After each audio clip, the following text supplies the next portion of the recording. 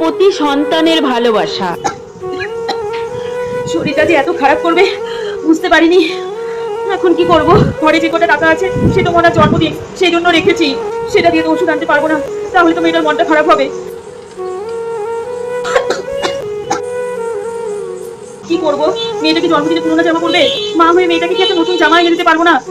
থাক, ওষুধ লাগবে না, ও আমার এমনিই সেরে যাবে।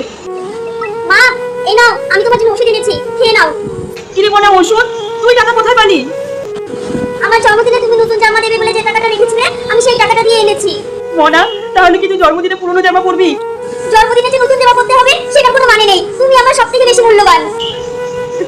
জন্মদিন তো পরের বছর আসবে মা, আর তোমার যদি কিছু হয়ে যায় তখন আমার কি হবে মা? তুমি ছাড়া তো এই পৃথিবীতে আর আমার কেউ নেই মা। ঠিক আছে, খাবো। নাও, ওষুধ খাও। যারা মাকে ভালোবাসো তারা ভিডিওটিতে লাইক করে কমেন্টে মা লিখে সাবস্ক্রাইব করে যেও।